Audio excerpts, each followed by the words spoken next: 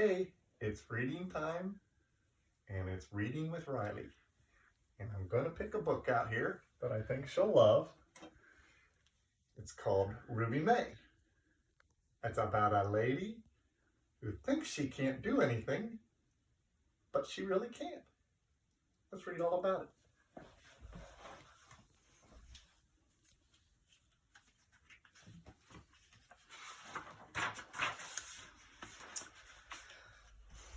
The town of Nada, Texas was small. You could stand on one side of town, whisper something, and be heard on the other side. It was that small. Still, Nada had a few things in it.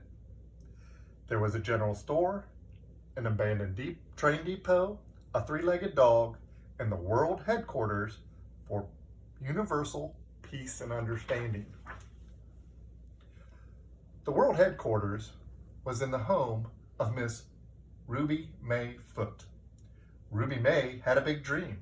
She wanted to speak at the United Nations in New York City to deliver her message of universal peace and understanding. But Ruby May also had a big problem.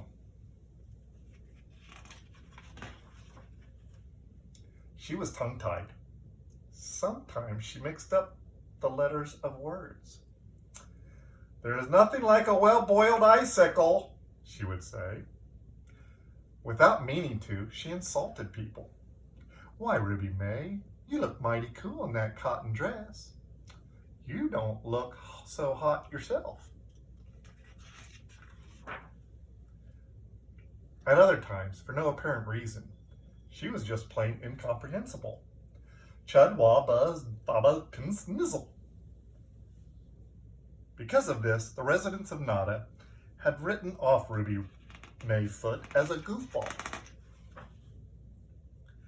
Billy Bob was Ruby May's young nephew. He wanted to be an inventor of things that would benefit all humanity, but try as he might, he could think of nothing new. Then one day he had an idea. He went into the kitchen cupboard, doors banged, drawers slammed, utensils clashed. Shortly, Billy Bob emerged with his new invention. It was an old colander with things wired on. Around the rim, a nutcracker, a bottle opener, and a pasty brush. On top, some holiday pine cones. "Aunt Ruby May," he exclaimed, "your troubles are over.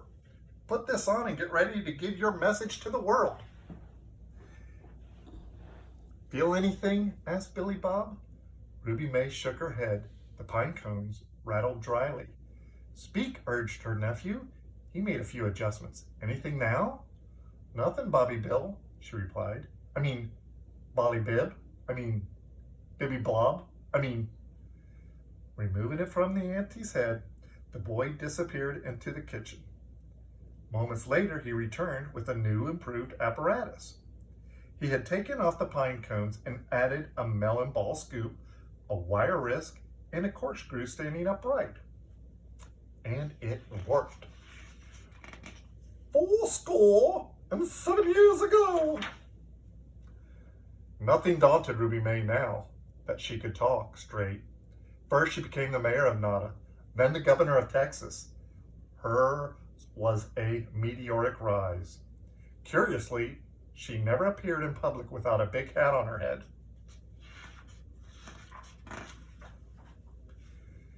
Billy Bob's invention was in need of a name. They called it the Bobatron. As time went on, Billy Bob made additions and improvements to his original design.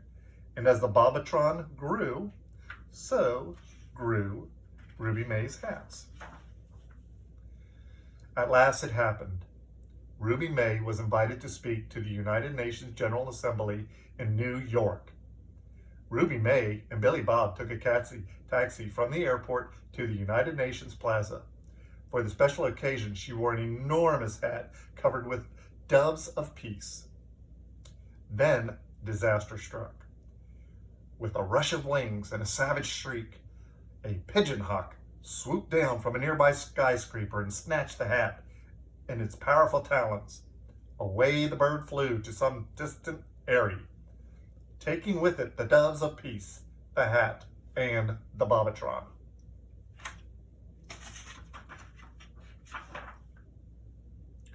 Ruby May looked pale and unnerved. Billy Bob whispered, "Auntie May, I've been meaning to tell you, you don't need that old piece of junk on your head to speak well. It's all in your mind. You can give your message without it." Smiling weakly, Ruby May went into the auditorium. Flashbulbs popped, cameras whirled, satellites shot pictures of Ruby May around the globe as she ascended to the podium. Guests from every nation in the world held their breath in eager anticipation of the words about to be spoken. Ruby May cleared her throat, opened her mouth, and started to speak. "Niflop walla wop" were words of a meaningless babble. In the translator booth, panic broke out. They pawed through the dictionaries of 93 languages, but could not decipher one word. In the auditorium, people tapped their earphones and shook their heads. Meanwhile, a small boy raced for the exit. Billy Bob fled to the stairs and sped to the basement. In the gigantic United Nations kitchen, hors d'oeuvres for 6,000 were being prepared. Billy Bob had no time to explain. He ripped the necessary equipment from the hands of the chefs, assembled in it as the elevator rose back to the third floor, ran to the podium, and clapped the Bobatron onto his aunt's head. As Ruby May turned to the audience, her head crowded with its tangle of copper, aluminum, tin, and wire, a mild titter arose in the room. The titter grew to a chorus of guffaws and cackles. At last, the whole lot of leaders was convulsed with laughter. Then Ruby May stepped forward, raised her hand for silence. "My friends," she said in a level tone, "leaders of the world, my message to you is simple. To achieve universal peace and understanding on this planet, you have only to speak plainly. Even though you may look foolish, this is 1,000 times better than looking good and talking nonsense."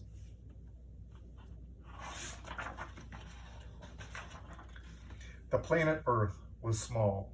You could stand on one side, whisper something, and be heard on the other side. It was that small. Still, Earth had a few things on it. For one thing, it had Nada, Texas, Ruby May Foot, and the world headquarters for universal peace and understanding. The end.